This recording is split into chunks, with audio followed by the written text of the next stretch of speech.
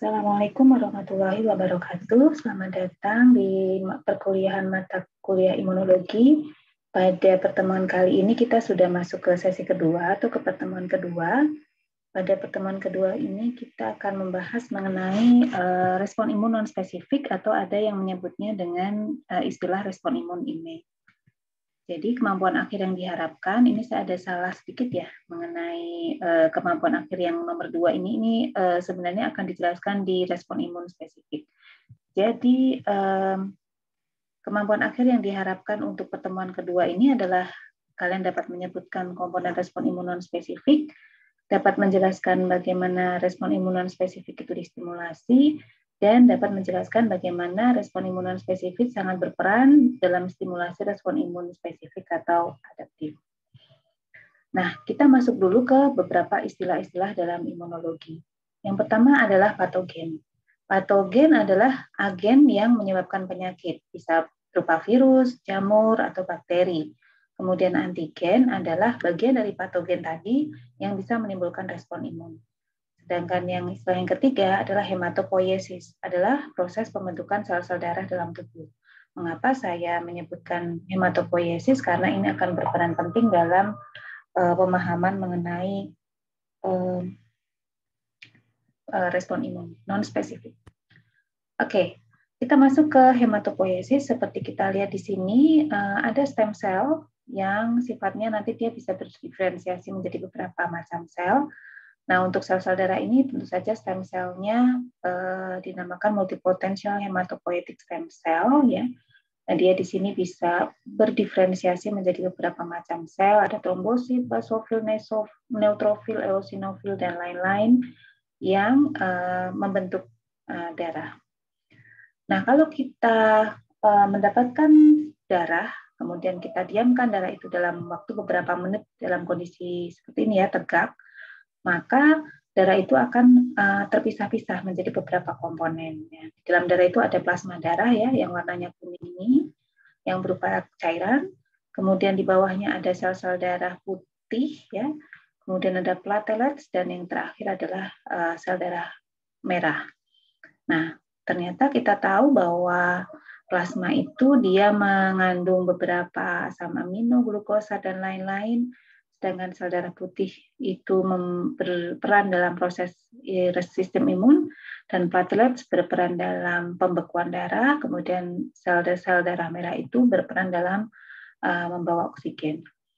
Jadi dari sini kita tahu bahwa sel-sel darah yang berperan dalam respon imun itu adalah sel-sel darah putih. Kemudian ada satu tambahan lagi, kalau kita mendapatkan plasma darah, kemudian kita hilangkan faktor pembekuan darahnya, maka plasma tadi tidak disebut lagi sebagai plasma, tetapi sebagai serum. Nah, kita masuk ke sel darah putih yang tadi kita ketahui memiliki fungsi dalam respon imun. Nah, komponen dari sel darah putih itu dibagi menjadi dua kelompok besar. Yang pertama adalah sel-sel yang granulosit atau memiliki granula dan sel-sel yang tidak memiliki granula atau agranulosit ya. Jadi kalau di gambar ini ada kelompok granulosit, sel-sel granulosit yang sebelah kiri dan sel-sel yang agranulosit yang di gambar sebelah kanan. Sel-sel granulosit antara lain ada neutrofil, eosinofil dan basofil. Kemudian sel-sel agranulosit ada monosit dan limfosit. Nanti kita akan membahas sel-sel ini ya.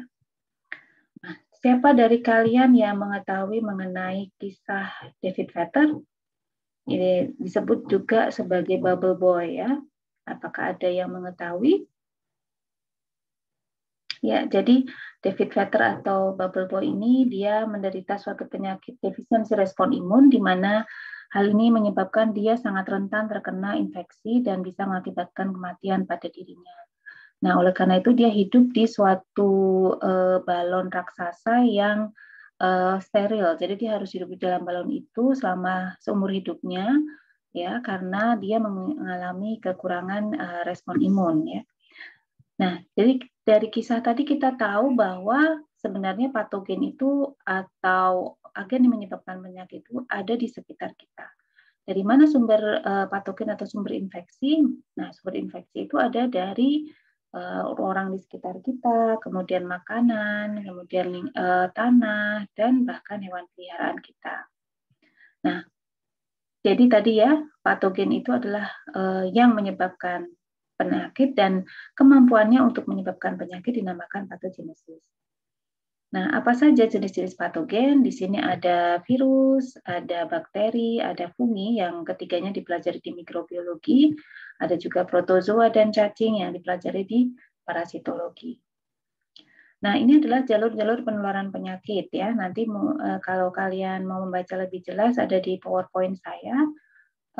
Di sini ada melalui jalur mulut dan pernafasan, kemudian saluran pencernaan, reproduksi, luka, kemudian gigitan serangga, dan lain-lain. Nah, jadi kalau dilihat letak infeksinya itu ada di seluruh tubuh kita. Jadi tubuh kita itu bisa menjadi tempat infeksi dari patogen. Dan apa yang berperan sebagai respon imun di tempat-tempat tersebut kita lihat, kalau infeksinya terjadi di luar sel, maka yang berperan di dalam kekebalan tubuh atau merespon terhadap patogen tersebut adalah komponen yang dinamakan protein komplement, sel-sel fagositosis dan antibodi. Kalau infeksinya terjadi di permukaan sel epitel atau di sel epitelnya, maka yang berperan adalah peptida antimikroba maupun antibodi yang kelasnya adalah IgA. Kemudian kalau infeksinya ada di sitoplasma, maka yang banyak berperan di situ adalah sel-sel NK dan sel-sel limfosit T CD8. Kalau infeksi yang terjadi di pembuluh darah, maka yang banyak berperan untuk kekebalan tubuh adalah sel NK dan limfosit T. Jadi sebagai catatan bahwa infeksi patogen itu bisa terjadi di setiap saat, 24 jam sehari, 7 hari seminggu, itu berlangsung terus-menerus. Tapi kita tidak menjadi sakit, tidak serta-merta menjadi sakit, karena tubuh kita melakukan mekanisme pertahanan diri. Dan proses ini bisa menghilangkan sumber infeksi dalam waktu yang singkat, bisa dalam beberapa menit atau bahkan dalam beberapa jam. Nah, mekanisme yang langsung bekerja ketika ada patogen itu disebut dengan respon imun non-spesifik atau ada yang menyebutnya sebagai respon imun innate atau respon imun non-adaptif. Jadi bagaimana sih sifat respon imun non-spesifik itu gitu ya? Ya, dia tersedia sebelum adanya infeksi. Jadi komponen respon imun non-spesifik ini tersedia sebelum adanya infeksi. Misalkan kulit kita yang sehat, artinya tidak luka ya. Jadi kulit kita yang sehat itu adalah kulit-kulit yang tidak terluka. Nah, itu dia bisa sebagai pembatas, membatasi atau menghindari ya, dia mencegah patogen itu masuk ke dalam tubuh kita. Kemudian walaupun dia bisa mencegah patogen, tetapi reaksinya tidak spesifik. Jadi dia semua patogen dia dia cegah untuk masuk ke dalam sel. Jadi misalkan ada virus influenza, ada virus polio, bakteri salmonella, pokoknya semua patogen itu dia bisa cegah gitu ya.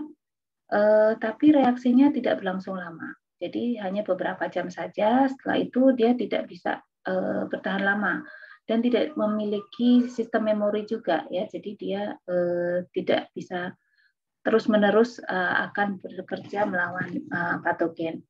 Dan meskipun demikian ya, dia bisa membedakan mana itu antigen yang dari patogen dan mana yang berupa protein normal tubuh kita.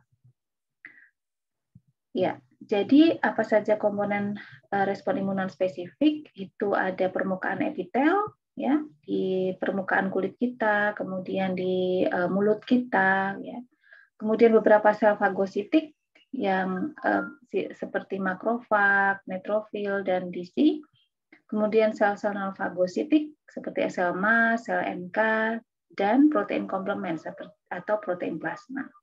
Ya, untuk kali ini videonya sampai di sini dulu. Nanti kita lanjutkan di sesi yang kedua. Wassalamualaikum warahmatullahi wabarakatuh.